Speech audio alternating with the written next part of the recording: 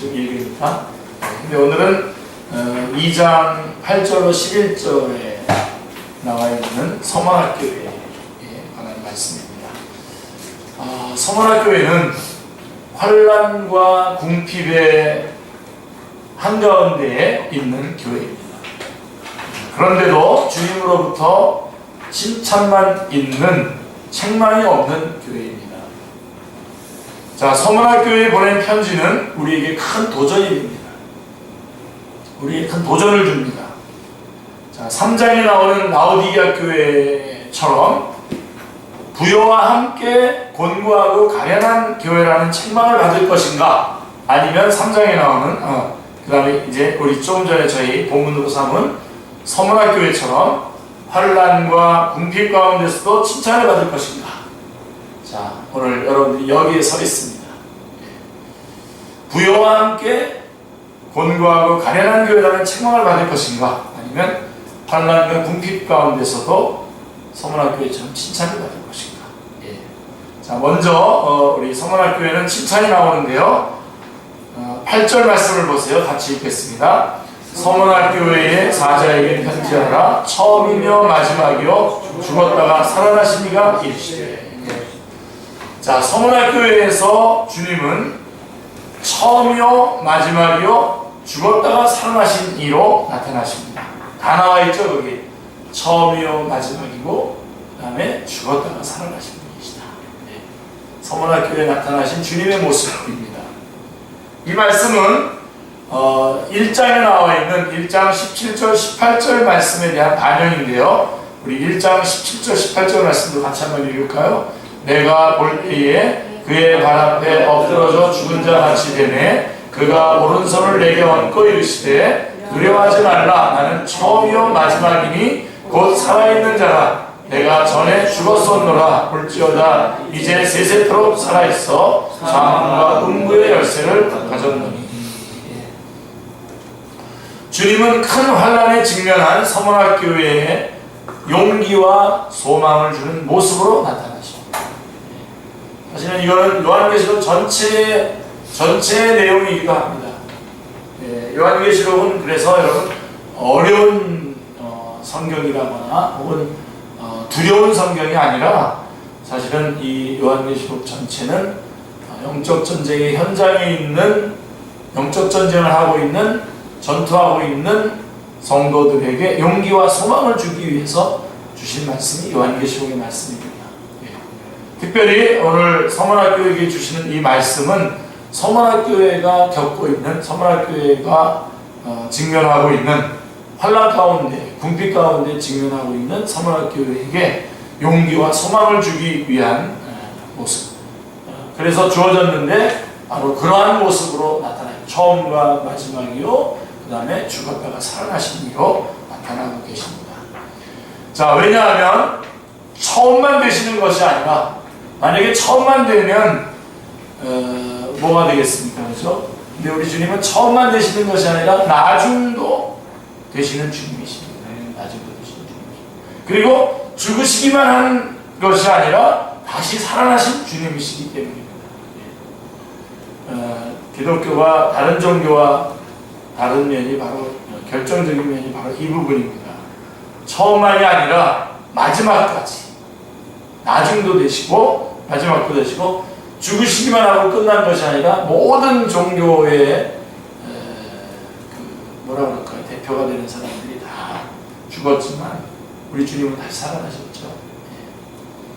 그래서 바로 이 서문학교회에 우리 주님이 처음이요 마지막이시고 또 죽으셨다가 살아나신 이로 나타나신 것은 서문학교회, 환난 가운데, 궁핍 가운데 있는 서문학교회에 있어서는 아주 소망과 용기가 되는 그러한 모습으로 나타나신 것입니다. 우리 주님은 항상 그러십니다. 항상 모든 사람들에게 가장 적신하게 나타나시는 분이십니다. 여러분 환경이, 여러분의 환경과 여러분의 상황과 또 여러분의 현실이 어려운 국면에 처하거나 혹은 어떤 국면에 처하든지 주님께서 그 상황에서 여러분들을 도와주실 수 있는 분으로 용기와 또 힘을 주실 수 있는 분으로 나타나신다는 기대를 가지시길 바랍니다. 네, 바로 이게 서문학교회를 통해서 우리에게 주시는 아주 귀한 말씀입니다. 그러므로 자 디모데후서 2장 11절 12절 말씀에 보면 우리가 주와 함께 죽었으면 또한 함께 살 것이요 참으면 또한 함께 왕노릇할 것을 우리는 믿을 수 있기 때문에 우리는 죽도록 충성할 수 있는 것입니다. 그래서 우리 주님은 서문학교회에 가장 적실한 모습으로 나타나시는 것입니다. 다시 한번 말씀드리지만 여러분이 지금 겪고 있는 오늘 이 시간 Here and now 지금 이 시간 여러분들이 겪고 있는 모든 상황에 맞춰서 상황에 따라 우리 주님께서 여러분을 얼마든지 도와줄 수 있는 분으로 나타나신다라고 하는 것을 여러분이 붙잡으시기 바랍니다. 9절 앞부분을 보시면 내가 내 환난과 궁핍을 알거니와 이렇게 말씀하고 있습니다. 내가 내 환난과 궁핍을 알거니와 실상은 내가 부요한 자니라 자칭 유대인이라 하는 자들의 비방도 알거니와 라고 말씀하고 계십니다.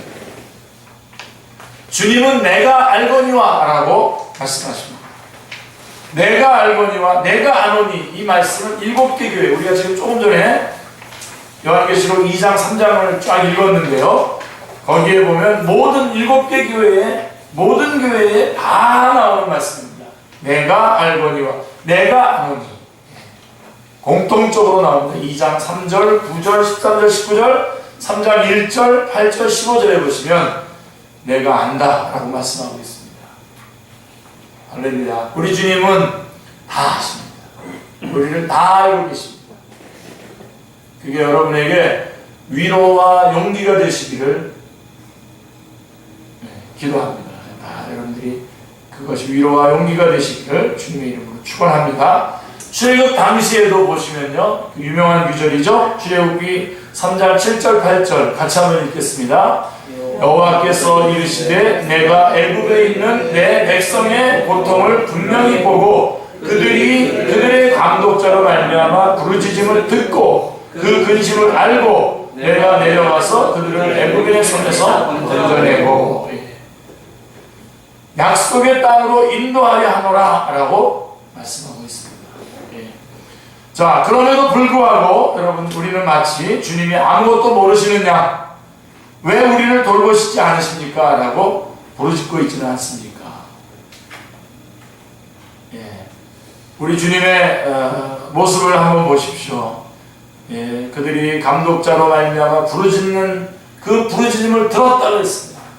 들으셨고 그 근심을 알고 또 보고 고통을 받고 보고 듣고 알고 내려가서 직접 애굽인의 손에서 건져냈다라고 하는 사실을 여러분들이 기억하시기 바랍니다. 다 듣고 계시고 다 보고 계시고 다 알고 계십니다. 이래도 위로가 안 되시는 겁니까? 얼굴 표정이. 그래서 우리 마태복음에 보면 10장 30절에 뭐라고 되어 있습니까? 우리의 머리카락 숫자도 세고 계시다. 우리가 믿는 하나님은 자기 백성들의 머리털까지 다 세시는 분이십니다. 그래서 제가 여러분들 기도하는 것을 이렇게 좀 가끔 이렇게 듣게 되는데요. 여러분의 기도가 이 사실을 놓치고 있는 것 같아요. 우리 주님께서 우리의 머리카락 숫자도 세고 계시다는 사실을 놓치고 계시는 것 같은 것을 느낄 때가 많습니다. 마치 나는 다 알고 있는 정보를 우리 주님께서 모르고라도 계신 것처럼 이것도 모르십니까? 저것도 모르십니까? 하면서 정보를 제공하는 식으로 기도하는 경우가 많습니다. 그리고 따지는 거죠. 이런 것도 아직 모르셨습니까? 그래서 그런 기도는 참 안타까운 기도죠. 다 알고 계십니다. 우리가 겪고 있는 걸 다 알고 계시고 지금 주님은 우리를 만나시는 겁니다. 그리고 그것을 내가 내 입으로 고백하기를 원하는 것입니다. 그리고 주님은 내가 기도의 자리로 나올 때에 벌써 이 모든 것을 전후, 좌우, 위아래로 하여간 이미 모든 것들을 알고 계시고 준비하고 계시고 대처하고 계시고 어떻게 나아가야 할지 방향을 벌써 이미 제시하고 계시는 것입니다. 우리의 머리카락 숫자 우리 잘 세지 않죠. 관심이 별로 없죠. 그러나 우리 주님은 관심도 갖고 있지 않는 머리카락 숫자를 여러분 우리 주님이 세고 계시다면 우리 주님은 우리가 관심을 갖고 있는 문제들 얼마나 더 정확하게 알고 계시겠습니까? 이 부분에 있어서 여러분 어린아이와 같은 신앙으로 돌아가지 않기 바랍니다. 최근에 제가 하나님 앞에 기도하면서 하나님께서 저에게 주시는 그런 마음의 방향이 뭐냐면 우리 축제교회 더 이상 이렇게 숫자가 늘어나는 거가 아니라 지금 있는 사람들이 정말 한 사람 한 사람이 정말 좋은 믿음의 사람으로 좀 성장했으면 좋겠다. 그런 마음의 방향을 주시는 것 같아요. 여러분들이 바로 그런 어리석은 자리로 다시 내려가지 않길 바랍니다. 마치 하나님이 내가 알고 있는 그다음에 내가 처한 상황을 모르고라도 계신 것처럼 아니요. 여러분 우리 주님 내가 주님 앞에 기도할 때 주님 내가 기도하러 나가는 바로 그 주님은 우리의 머리카락 숫자도 다 알고 계시는 분이십니다. 그리고 여러분 기억하십시오. 이미 우리에게 자신의 아들을 주신 분이십니다. 두 개를 잘 더해가지고 여러분 한번 묵상해 보세요. 이미 우리에게 나 자신에게 자기 아들을 주신 분이 내 머리카락 숫자도 세우고 계시다. 그렇다면 지금 내가 처해 있는 상황과 나의 존재의 어떤 그런 소유의 정도나 혹은 내가 겪고 있는 어떤 관계에서의 이런 모든 것들은 하나님께서 다 알고 진행하고 계시는, 다 알고 인도하고 계시는 과정이라고 하는 것을 우리가 알 수가 있습니다. 그래서 여러분 그 주님을 의지하시기 바랍니다. 일단은 두려워하지 말고 놀라지 말고 염려하지 말고 주님을 다 붙잡으셔야 돼요. 아멘 한번 하시죠. 왜 아멘이 없어요? 피곤한 시간이시죠? 이 수요일 저녁에 아멘 하십시오. 알고 계십니다. 알고 계시고 여러분들이 내가 아노니라고 하는 이 말씀은 서문학교에 같이 책망할 것이 없는 교회는 어떻죠? 큰 안위가 되시는 거죠. 그러나 만약에 책망만 있는 라오디가 교회에게는 어떻습니까? 큰 어미가 되겠죠. 두렵겠죠. 자, 겪어내셔야 됩니다. 하나님이 다 알고 계시다는 것 때문에 여러분들이 그동안 하나님을 그래서 여기 아브라함 같은 경우를 보세요. 아브라함은 하나님의 약속이 믿어지지 않아서 하갈을 첩으로 취했을 때에 하나님은 그에게 나타나셔서 너는 내 앞에서 행하여 완전하라 말씀하셨어요.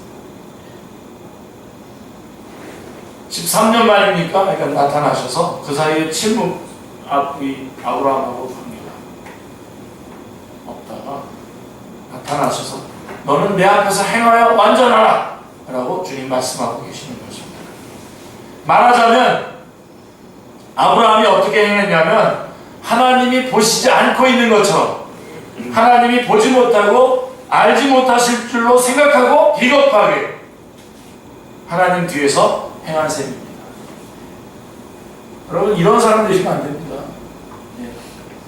우리가 구속사적으로 성경을 보고 그런다고 하더라도 윤리를 완전히 무시하는 게 아닙니다. 지금 여러분들이 이 말씀을 들을 때에 하나님 앞에서 비겁하게 마치 하나님이 없는 하나님이 안 보고 있는 것처럼 하나님이 모든 걸 모르고 있는 것처럼 거짓을 행하거나 속이거나 헛된 말을 하거나 다른 사람들에게 헛된 영향을 미치거나 하는 이런 것들을 조심하죠. 훈련받게 돼요. 그렇게 하면 훈련. 하나님께서 불리시는 거죠. 훈련시키면서 제대로 된 자리로 돌아오게 하십니다. 그래서 만약에 지금 여러분들이 오늘부터 주님께서 그 훈련의 자리로 여러분을 인도하시면 달게 받으시면서 회복하셔야 됩니다. 어떨 때 이렇게 하나님의 일을 같이 이렇게 쭉 하다가도 그분들이 목회자일 수도 있고, 또 어떨 때는 또 평신도들하고 같이 하나님의 일을 하다가 가끔 그 중에 어떤 사람이 하나님이 우리를 안 보고 계시고 하나님이 없는 사람이 없는 것처럼 어떤 제안을 하고 어떤 것을 이렇게 하자고 할 때에 난감하죠. 그런 사람들은 여러분 거기서 빼셔야 돼요. 빼시고 우리가 지금 그런 사람들의 목소리가 더 크거든요. 언제나 합리적이거든요. 그래가지고 이렇게 하나님의 말씀을 향한 그런 그 결단을 가지고 믿음을 구사하는 쪽으로 결정하지 않고 항상 합리적으로 가능한 것을 가는 이렇게 그렇게 인간적인 방법으로 결정하기가 쉽습니다. 여러분들이 그런 사람이 일단 되지 마시고요. 하나님 앞에서 그런 것을 이끌어가는 게, 어떨 때는 나름대로 그 모임에서 영향력을 가지고 있는 사람이 전혀 하나님이 없는 사람처럼, 하나님이 아무것도 모르시는 분인 것처럼 여기고서 어떤 결정을 하고 밀고 나가는 것을 보게 될 때 끔찍할 때가 있습니다. 우리 축제교회는 절대로 그런 용납 안 됩니다. 부족하더라도 믿음을 구사하는 쪽으로 결정을 해야 되겠죠. 하나님이 다 알고 계시지 않습니까? 여러분, 지금 우리 축제교회 상황, 우리 천양인과 우리 이분주사님들 이렇게 안타까운 마음, 우리 기도도 자주 하고 또 그런 코멘트도 하고 그러는데, 여러분 그거 우리 기도 제목입니다. 그러나 더 한 걸음 더 앞으로 더 나간다는, 우리 주님이 모르고 계십니까? 이 상황을 다 알고 계시죠. 그리고 어떻게 헤쳐나가야 될 방법도 주님은 벌써 제시하고 계시다고요. 지금. 그럼 여러분들이 지금 일당백 하면서 헤쳐나가야 될 일이지, 가만히 앉아있다가 어느 사람처럼 어느 사람이 와서 우리 교회에서 떠든 것처럼 그런 방식으로 갑자기 어떤 사람들이 이렇게 와준다든가 그렇게 해가지고 이렇게 되는 게 아닌데, 여러분들이 더 믿음으로 살고 여러분이 신앙이 잘하고 여러분이 더 주님 앞에서 또 재정적으로도 여러분이 더 헌신하고, 조금이라도 더 헌신하고, 그 다음에 또 여러분의 시간도 조금이라도 더 헌신하고, 그래서 이래서 이게 믿음을 구사하는 방향으로 나가야지 되는 거지, 누군가가 여기에다가 우리 교회에다가 뭔가 쫙 쾌척해가지고 이렇게 하는 거. 만약에 그런 게 만약에 하나님의 뜻이었다면 아마 벌써 우리 교회 지금 어마어마한 교회로 바뀌었을 겁니다. 세상이 볼 때 어마어마한 교회, 그러나 하나님이 볼 때는 가난한 교회 됐을지 모릅니다. 그러나 지금 여러분 우리의 모습 보십시오. 얼마나 가능성이 있습니다. 얼마나 지금 기대가 돼요. 우리 여러분 한 사람이 정말 믿음을 구사해서, 우리 이경문, 한 사람이 아니죠. 한 사람이 아닌데 그냥 한 사람으로 전락하려고 그러는 거 아닌가, 그런 마음이 드는데 절대로 그러면 안 됩니다. 우리 성영주 집사님 멋지죠. 한 사람으로 전락하지 마시자. 믿음을 구사하고 하나님이 하고 싶은 거 많거든요. 합시다. 기쁘게 하고, 이게 무슨 빡빡거리면서 할 일이 아니라 그냥 간증으로 할 일이에요. 자, 바로 이 사실, 누구보다도 이 사실을 인식한 사람이 누구냐면 사도 바울입니다. 사도 바울은 서신서들을 보면 그는 언제나 하나님 앞에 있었어요. 하나님 앞에. 이걸 갖다 신전신앙이라고 합니다. 하나님 앞에. 그는 순교를 눈앞에 두고 기록한 마지막 서신서인 디모데 후서 4장 1절에 보면 디모데에게 같이 한번 읽겠습니다. 하나님 앞과 살아있는 자와 죽은 자를 심판하실 그리스도 예수 앞에서 그가 나타나실 것과 그의 나라를 두고 엄히 명하노니 라고 말씀하고 있습니다. 이것을 가리켜서 우리는 신전신앙이라고 말합니다. 그러므로 사도 바울은 설교도 회중 앞에서가 아니라 하나님 앞에서, 고린도후서 2장 17절은 하나님 앞에서 행하고 있노라고 말하고 있습니다. 회중 앞에서 하는 설교가 아니에요. 사실은 하나님 앞에서 하는 거죠. 예배하는 자들과 설교하는 자들이 이 신전신앙, 이 한 가지만이라도 놓치지 않고 있다면 예배와 생활에 많은 격려와 혁명적인 변화가 일어나게 될 것을 믿습니다. 그렇죠?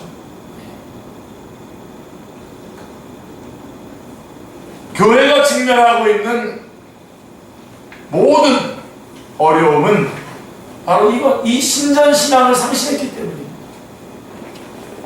이 신전신앙을 상실했기 때문이라고 말해도 과언이에요. 하나님 앞에서 생활하고, 하나님 앞에서 설교하고, 하나님 앞에서 권면하고, 하나님 앞에서 같이 교제하고, 하나님 앞에서 사역을 감당한다면 얼마나 많은 변화가 일어날까요? 다른 말 할 것도 없이 우리 이 땅에 있는 설교자들이 하나님 앞에서 설교한다면 어떻게 될까요? 아마 혁명적인 어마어마한 대단한 부흥의 역사들이 곳곳에서 일어날 겁니다. 아마 그 선교사가 그 선교지에서 하나님 앞에서 사역을 한다면, 하나님 앞에서 말씀 전하고 하나님 앞에서 행한다면 놀라운 생명의 역사들이 일어나게 될 것입니다. 어떤 한 설교자가 비록 부족하고 적은 인원이 모인 교회라고 하더라도 그곳에서 하나님 앞에서 설교하기 시작한다면 놀라운 변화가 일어나게 될 것입니다.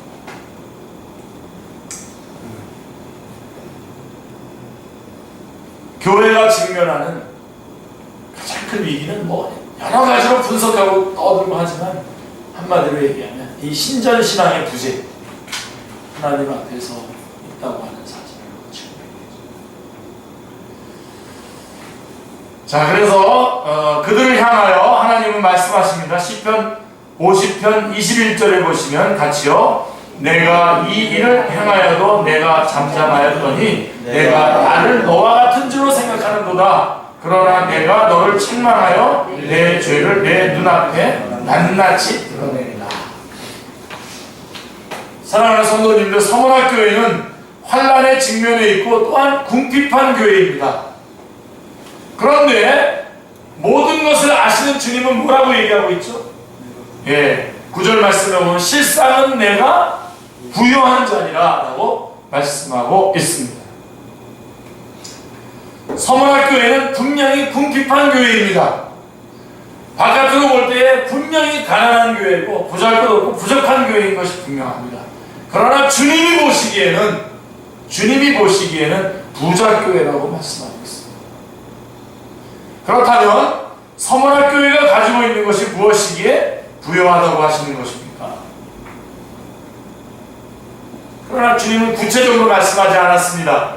서문학교회에 주신 편지 안에 구체적으로 말씀하지 않았습니다. 이것은 진정한 부요가 뭔지를 무엇인지쯤은 알고 있으리라고 여기셨기 때문에 구체적으로 적시하고 있지 않고 있는 것입니다.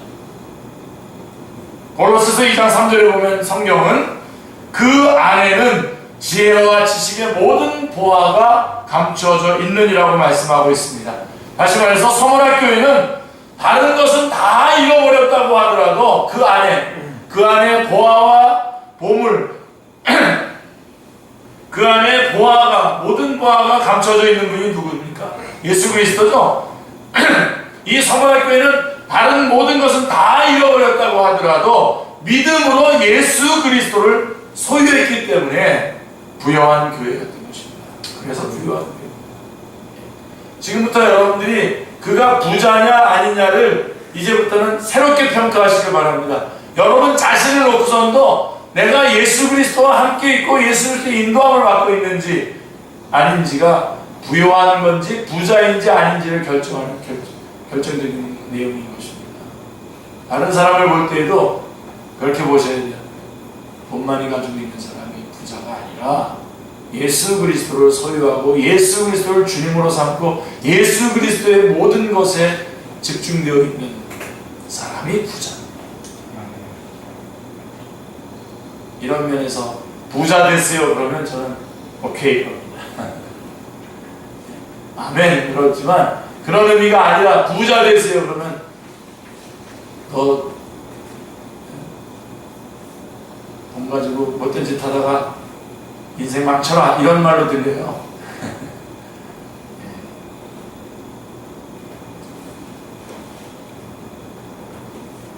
진짜 그 시금석을 여러분들이 꼭 하십니다. 누가 부자고 누가 부자가 아닌지 한 사람 뭐 확인할 게 아니라 여러분이 먼저 거기서부터 좀 확인하시기 바랍니다. 서문학교에는 다른 것은 다 이뤘다고 해도 믿음으로 예수 그리스도를 소유했기 때문에 부요한 교회였던 것입니다. 할렐루야. 누가복음 6장에 가보시면요 20절부터 26절 우리 한번 읽어볼까요? 누가복음 6장 20절에서 26절. 우리 축제교회 성도들은 너무나 잘 아는 기절이죠. 누가복음 6장 20절부터 마지막 54절까지 죄송합니다. 49절까지가 다 이게 제자도입니다. 제자에 관한 아주 그러니까 12제자를 선택하시고 난 다음에 제자들이 갖춰야 될 제자들의 요건, 제자의 요건에 대한 핵심적인 말씀들입니다. 그 중에서 49절까지가 핵심적인 말씀인데 그 중에서 20절부터 26절은 핵심 중에 핵심입니다. 그리고 그 핵심 중에 핵심인 20절부터 26절의 또 핵심은 뭐냐면 20절입니다. 자, 우리 20절부터 26절까지 한번 같이 읽겠습니다. 예수께서 눈을 들어 제자를 보시고 이르시되 너희 가난한 자는 복이 있나니 하나님의 너희 것이며 지금 줄인 자는 복이 있나니 너희가 배부름을 얻을 것이요 지금 우는 자는 복이 있나니 너희가 웃을 것이며 인자로 말미암아 사람들이 너희를 미워하며 멀리하고 욕하고 너희 이름을 악하다 하여 버릴 때에는 너희에게 복이 있도다. 그날에 기뻐하고 뛰놀라. 하늘에서 너희 상이 큽니다. 그들의 조상들이 선지자들에게 이와 같이 하였느니라. 그러나 화 있을진저 너희 부요한 자여 너희는 너희의 위로를 이미 받았도다. 화 있을진저 너희 지금 배부른 자여 너희는 줄이리로다. 화 있을진저 너희 지금 웃는 자여 너희가 애통하며 울리로다. 모든 사람이 너희를 칭찬하면 화가 있도다. 그들의 조상들이 거짓 선지자들에게 이와 같이 하였느니라. 자, 이게 바로 사복사화인데요. 이 사복사화의 의미가 뭡니까? 제자는 달라야 된다는 겁니다. 여러분, 제자 그리스도인인 것은 맞습니까? 아멘입니까? 달라야 될 정도가 아니라 완전히 전복되어야 된다고 제가 여러분에게 말씀드렸죠. 완전히 다른 겁니다. 가치관도 전복되어야 되고 또 그런 삶의 그런 어떤 소유 이런 것도 다 같이 이 모든 것들이 다 전복되어야 됩니다. 완전히 다른 겁니다. 20절에 가난한 자가 복이 있다고 말하고 있는 그 의미가 뭡니까? 가난하기 때문에 누구만 의지하는 겁니까? 하나님만 의지하는 겁니다. 하나님만 의지하는데 하나님만 의지했더니 하나님께서 나를 정복하시고 나를 이끌어가고 계시는 거예요. 나를 통치하고 계시는 거예요. 그래서 20절이 바로 그 말씀입니다. 너희 가난한 자는 복이 있나니 하나님의 나라가 너희 것이며 라고 하는 말씀이 바로 그 말씀인 것입니다. 하나님의 나라의 소유가 되는 것이죠. 여러분, 여러분들에게서 가장 위기를 저는 언제나 어떻게 평가하냐면 여러분들이 뭔가 괜찮다고 뭔가를 진행할 때 결혼을 막 못해서 있는 사람은 괜찮은 상황입니다. 결혼 딱 하고 나서 다 된 것처럼 할 때 그 다음에 여러분들이 막 뭔가 재정이 부족해가지고 막 하나님 앞에 의지하고 막 매달릴 때는 참 괜찮은 상태입니다. 그러나 뭔가 그런 것들이 이루어져가지고 내가 다 확보하고 그 다음부터 여유를 부릴 때 위기인 거죠. 다윗이 쫓겨다니고 어려운 가운데에 한 지파의 왕이었다가 이제 나중에 통일왕국의 그 모든 지파의 왕이 되고 하는 그런 모든 과정을 통해서 정말 하나님을 의지하고 간절히 찾고 그럴 때는 아주 괜찮은 때였다고요. 근데 모든 것이 다 이루어지고 완성되었을 때에 넉넉한 마음으로 하나님의 성전 하나 지어드릴까? 그런 그때가 가장 큰 위기였어요. 위기입니다. 하나님의 필요를 놓치지 않으시기 바랍니다. 그래서 저는 여러분들이 이것을 좀 바뀌었으면 좋겠습니다. 여러분들이 오늘 이 저녁 때 수요일 날 이렇게 나왔잖아요. 이게 어떤 몇백만 원, 몇천만 원, 몇억보다도 더 소중한 일이라고 여러분 좀 그렇게 여겨주실 수 없으십니까? 아멘. 예? 그렇게 여겨주십시오. 이 예배에 나오고 이 예배 한번 나오는 것 때문에 내가 모든 것을 다 포기해도 좋다 할 정도로 이거 소중하게 여기는 그 신령한 마음, 스피리추얼 마인드. 여러분 우리는 하늘나라에 시민권이 하늘나라에 있습니다. 빌립보서 3장 20절. 여러분 빌립보서 3장 전체가 뭔지 아세요? 빌립보서 3장 전체가 바로 그런 내용입니다. 신령한 마음을 갖자는 거예요. 신령한 마음. 그러니까 가치를 이렇게 평가하자고요. 우리 가운데 우리 성도들 가운데 은근히 이런 것, 물론 자본주의적인 경쟁 사회에서 우리가 살고 있기 때문에 그런 것에 우리가 모를 수는 없겠죠. 영향을 안 받을 수는 없겠지만 너무나 짙게 영향을 받아가지고 말이에요. 계산적으로 이게 하시는 분들이 있어요. 그러면 못하는 거죠. 내 사업이 더 먼저입니까? 하나님의 예배하는 게 더 먼저입니까? 이거를 현실적으로 타협하면서 들어오는 사람들이 많아요. 목사님 모르셔서 그렇지, 사업을 안 해보셔서 그렇지 어떻게 그 시간에 예배 나갑니까? 그런 분들이 있어요. 몇 년 전에 우리들이 그것 때문에 소가리를 한 거 아닙니까? 왜 우리 성도들이, 우리 재직도 되시는 분들이 왜 이렇게 좀 이걸 더 소중하게 여기는 신령한 마음이 없을까? 그래서 현실 얘기를 하면서 여러분 우리 가운데 우리 가운데 어떤 한 사람인들 만약에 핑계를 대거나 이유를 대가지고 이 수요 예배에 안 나오려면 얼마든지 안 나올 만한 이유가 없습니까? 10개 이상씩 다 만들 수 있죠, 이유를. 여러분 잘 가르쳐 주세요. 예? 여러분 후배들, 여러분 지금 이 안에 이제 새롭게 형성될 우리 안에 같이 형성될 많은 사람들이 있는데 잘 가르쳐 주세요. 아니 말로 가르쳐 주지 말고요, 몸으로 가르쳐 주시라고. 모든 예배 때마다 딱 나타나는 거예요. 서현준 교사님 보셨죠? 다 나타나는 거예요. 직장 생활하고 계셔요. 그것 때문에 목사님한테 이번 주에 나갈까요?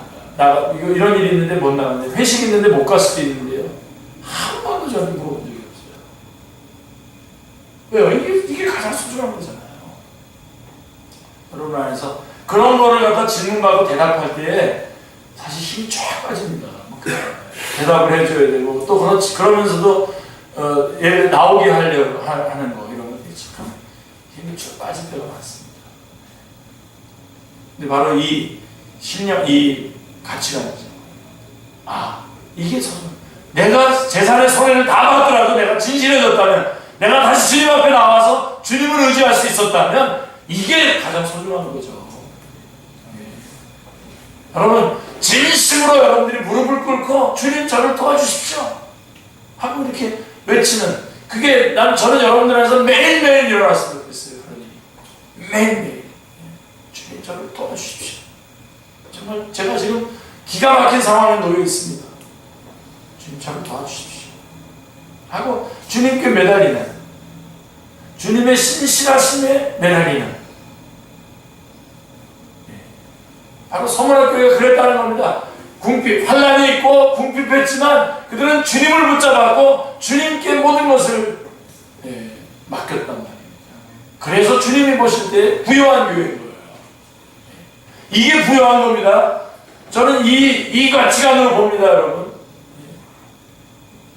여러분들이 바로 그러한 것을 부요한 것으로 우리는 서로 예수 그리스도를 만나고 예수 그리스도를 소유한 사람의 한번 고백을 들어보십시오. 빌립보서 3장이죠. 아까 3장 얘기했잖아요. 3장 7절부터 9절 말씀을 보세요. 같이요. 그러나 무엇이든지 내게 유익하다는 것을 내가 그리스도를 위하여 다 해로 여길 뿐더러 또한 모든 것을 해로 여김은 내 주 그리스도 예수를 아는 지식이 가장 고상하기 때문이라. 내가 그를 위하여 모든 것을 잃어버리고 배설물로 여김은 그리스도를 얻고 그 안에서 발견되려 함이니 내가 가진 의의는 율법에서 나는 것이 아니요 오직 그리스도를 믿음으로 말미암은 것이니 곧 믿음으로 하나님께로부터 나는 의의라. 이 사도 바울 멋있는 말 했다. 이렇게 넘어가시면 안 돼요. 그게. 예? 내가 바로 이 말씀의 그 당사자가 되어야 돼요.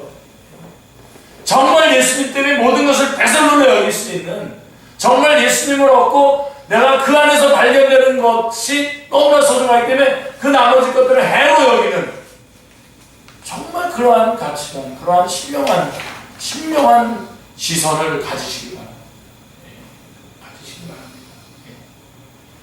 그러므로 사도 바울은 선언합니다. 고린도서 6장 10절에 자, 그리스도인들은 어떤 사람들입니까? 시작. 근심하는 자 같으나 항상 기뻐하고 가난한 자 같으나 많은 사람을 부유하게 하고 아무것도 없는 자 같으나 모든 것을 가진 자. 이 사람들이 그리스도인이라는 것을 선언하고 있는 것입니다. 이런 사람들을 사귀세요. 그리고 여러분 이런 사람이 되세요. 괜히 좀 이런 사람들한테 비굴하게 굴지 마시고 있는 것 같은 사람들한테 비굴하게 굴지 마시고 시편 기자는 이렇게 진술합니다. 시편 119편 56절에 같이요. 내 소유는 이것이니 곧 주의 법도를 지킨 것이니. 할렐루야. 내 소유는 이것이니 내가 주님의 말씀을 주님의 법도를 지킨 것입니다. 그게 내 소유예요. 다른 게 소유가 아니라 그게 내 소유예요. 여러분 이 천지는 다 없어지겠지만 뭐는 남는다고요? 하나님의 말씀 남는다는 거죠. 한마디로 얘기하면, 그러니까 종합해서 얘기하면, 합쳐서 얘기하면 하나님의 말씀대로 산 것만 영원히 남는 거예요. 하나님의 말씀대로 산 것이 내 소유예요. 그게 진짜 내 소유예요. 여러분 10년 전에 가지고 있었던 혹시 돈을 가지고 있었던 이런 것들 지금도 여러분 겁니까? 지금 없어요. 잘 생각해 보세요. 지금 여러분들이 뭔가를 가지고 있다고 하시는데 10년 후에도 여러분 걸까요? 그게? 그거 아니에요. 진짜 소유는 뭐냐? 진짜 소유는 내가 주님의 말씀을 지키고 말씀대로 살아가고 말씀대로 열반이 나고 말씀대로 말씀 전하고 말씀대로 살고 말씀대로 순종하는 것이 내 소유예요. 그게 소유. 그래서 주님이 보실 때 그 사람이 부여한 거죠. 여러분들 안에 그런 사실 이 선문학교에 관한 말씀은 얼마 전에 바로 이것 때문에 여러분에게 말씀을 전한 적이 있었어요. 주일날.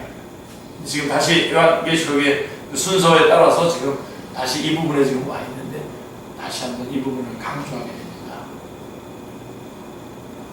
서문학교회가 그리스도를 소유하고 그의 법도를 지킴으로 칭찬만 있고 책망할 것이 없었다는 것은 한마디로 복음을 보수했다는 겁니다. 내가 예수님이 나를 위해서 나를 구원해 주시고 나를 십자가로 나를 구원해 주신 이 구원의 이 복음을 가장 소중하게 여기고 끝까지 이 복음을 지키고 이 복음을 사수하고 이 복음을 전하였다는 것이죠. 그 말을 하는 거예요. 그래서 서문학교회가 부여한 교회예요. 서문학교회와는 대조적인 교회가 있죠. 3장의 라오디게아 교회입니다. 그들은 그랬어요. 자기들이 나는 부자라 부여하여 부족한 것이 없다 그랬어요. 그런데 주님이 보실 때는 어떻다고요? 3장 17절에 보면 곤고하고 가련하고 가난하고 눈멀고 벌거벗은 교회입니다.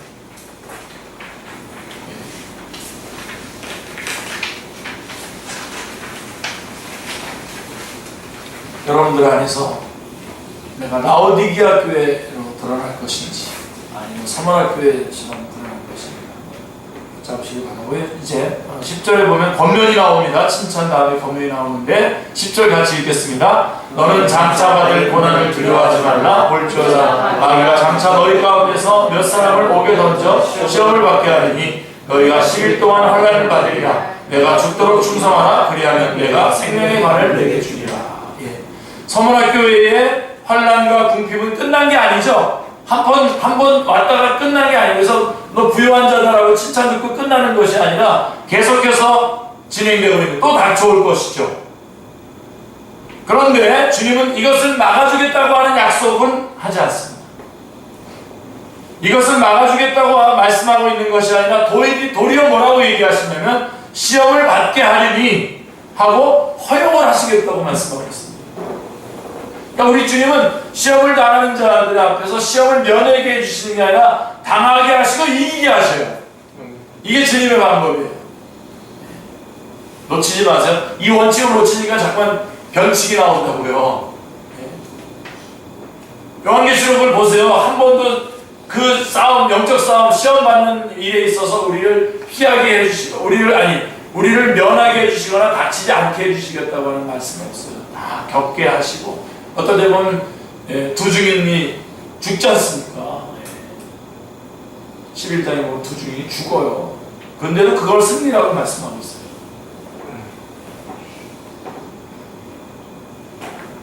자, 그렇게 하시는 의도가 뭡니까? 지상의 교회를 전투하는 교회라고 말씀하면 곧 뭘 얘기하는 거냐면 주님의 고난에 동참하는 교회라고 하는 의미인 것입니다. 주님의 교회에 동참하고 있지 않다면, 지금 여러분들이 동참하고 있지 않다면 여러분 지금 지상에 전투하는 교회 가운데 지금 같이 합류해 있지 않다고 하는 것을 확인하는 것입니다.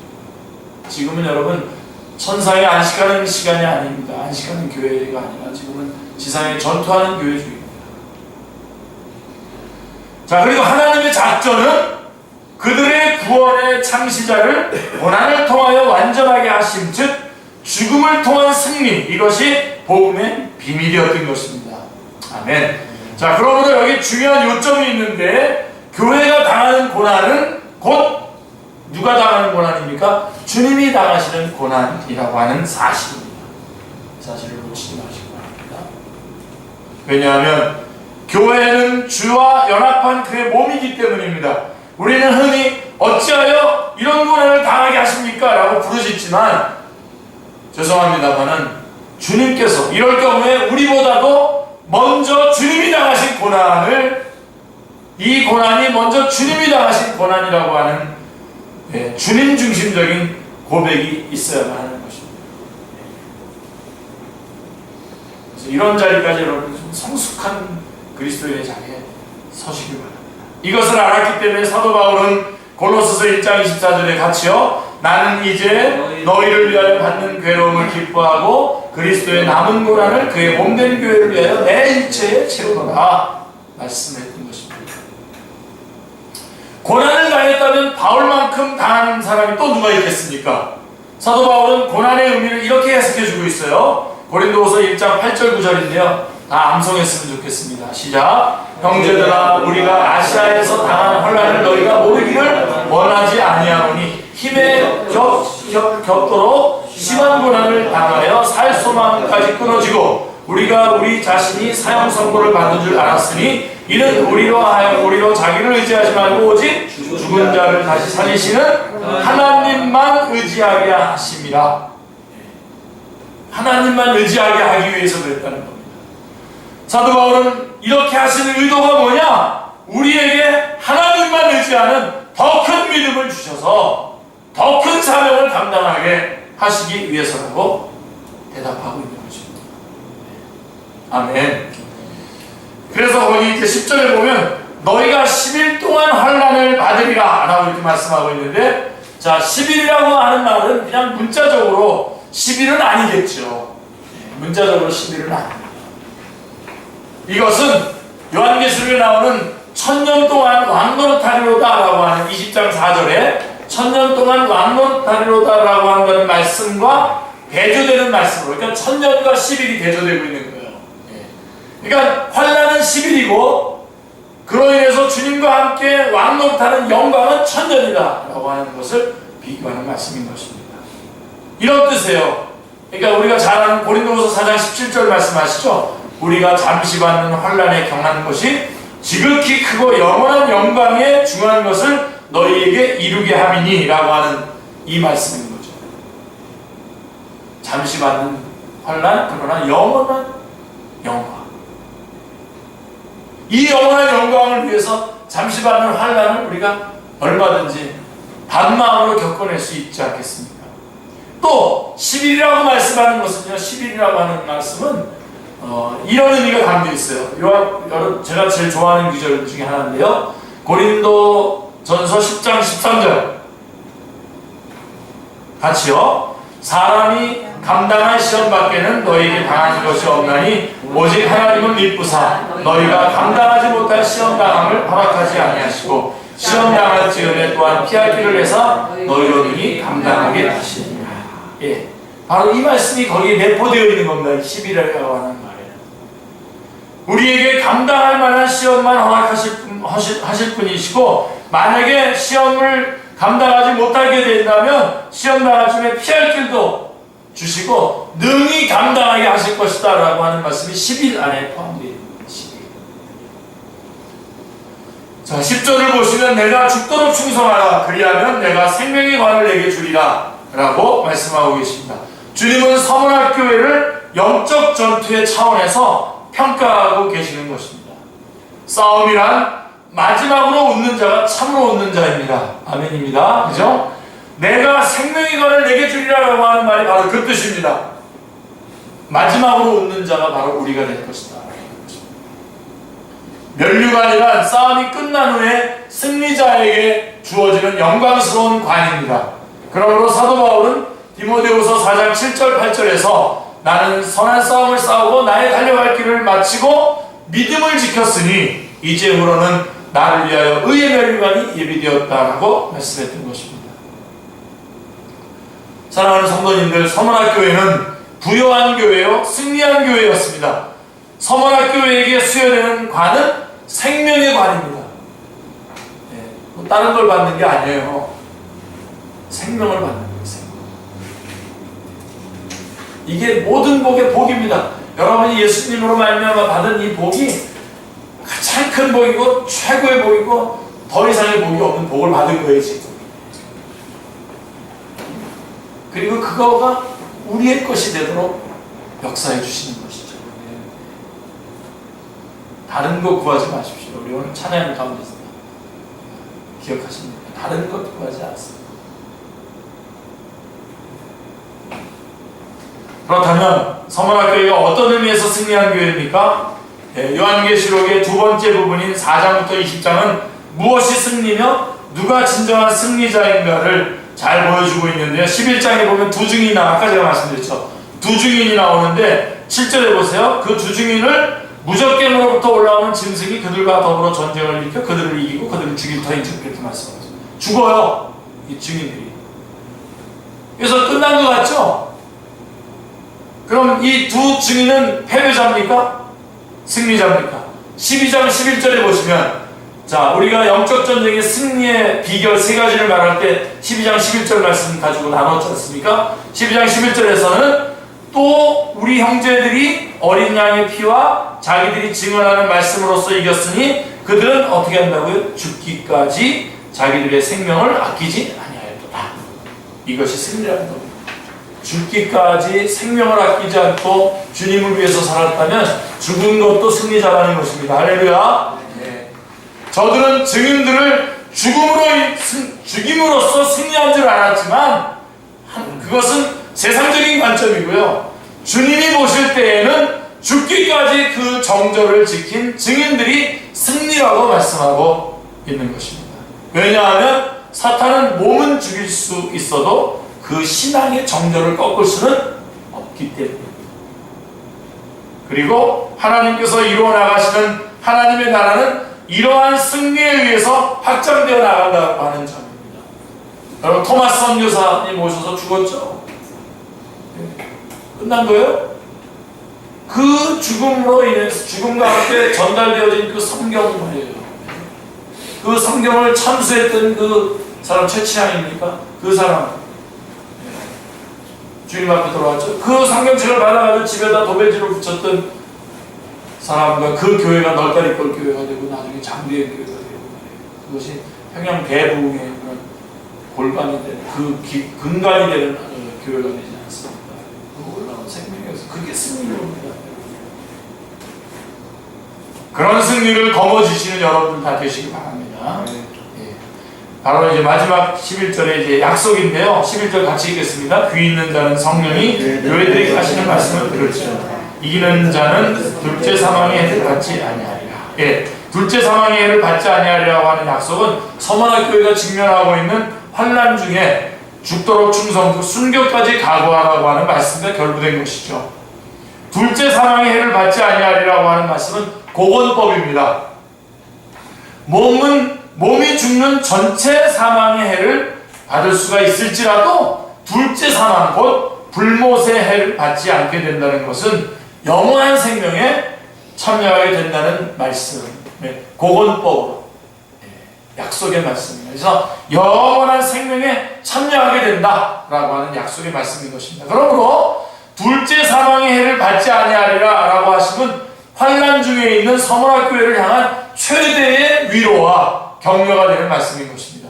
환난과 궁핍 중에 있는 서머나 교회에 주신 약속은 생명이 아니요 영원한 생명입니다. 이제 서머나 교회가 아니라 귀 있는 자는 성령이 교회들에게 하시는 말씀을 들어야 할 차례입니다.